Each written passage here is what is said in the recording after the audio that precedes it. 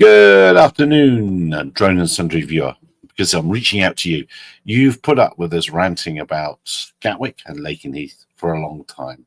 Well, on this Friday afternoon, at a time when most people wouldn't be bothering to look at their news feeds and stuff like that, the Airprox board has released the report on what happened over Lakenheath.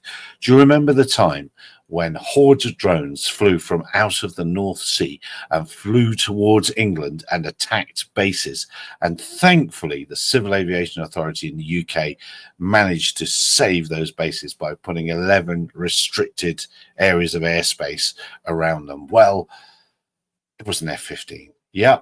If you look at the report, which has come out, as I say, buried on a Friday. If you want to bury something, put it on a Friday afternoon so people don't read it and don't look into it. I put a few words in about it here. There's the 11 restricted bits of airspace. Look, there's an example of the desperate reporting that was happening at the time. And yeah, look, the EC-135 pilot, that's the police helicopter, reports had flown at 1,500 feet towards Lakenheath ATS, contacted Lakenheath radar on 128.9. The EC-135 is not UHF equipped. All that means is, and that's a tell already, that's already a tell. So the F-15s would have been operating on UHF, the helicopter was on VHF, which is very standard, very normal. But that means the helicopter was not hearing the F-15s, so it wouldn't have known it was there. Now, I don't know whether the controller was operating two frequencies, band boxed, so that when he pressed to talk, he transmitted on UHF and VHF at the same time, or whether he was operating separate frequencies. If he was operating,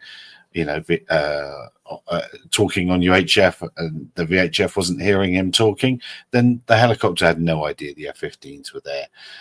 They were not informed of any other traffic in the zone and didn't receive any traffic returns on their TCAS. That's a bit meaningless, really. F-15s won't have TCAS, so that's meaningless.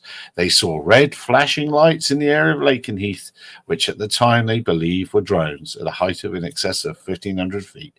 The pilot of the EC-135 reported initially, and so on and so on. I'm not going to read this all out anymore. I'm going to let you read it. But this report has come out really, and I truly believe this, it's been forced into the light because of the work of Mike Morgan and Ian Hudson and their freedom of information requests. Let's add a little bit of modern context or up-to-date context to this. Look at this. Ian, on the 17th of June, 2025.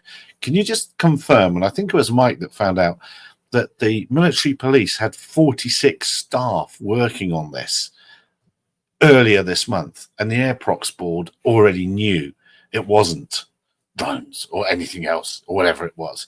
So just imagine what their daily pay rate is. So Ian, and let's show one for Mike's had lows in as well. And what am I trying to say? Look, obviously we're going to talk about this to a greater extent on Tuesday when the gang's all together at 2100 Gin and Tonic. We'll unpack this properly. But I really thought for our normal drone and sundry crowd who put up with us, you put up with us so much talking nonsense that you'd like to hear this. So actually, let's just leave it at that.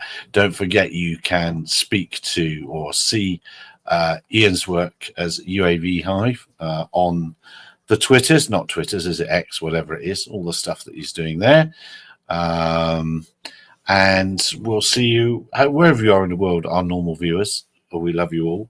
Have a wonderful weekend. Maybe the Australian ones already having it. I'm raising a glass to them. Fair play. Well done, Mike and Ian. We'll see you at 2100 Gin and Tonic when I might have a gin and tonic to unpack this further. I just thought you should know now. Have a look at SUS News. I'll show you the report is down the bottom of here. There's the report there. So you can read it for yourselves on SUS News. It wasn't a drone. It was an F-15. Cheers all. Look after yourselves. Tuesday night. Bye-bye.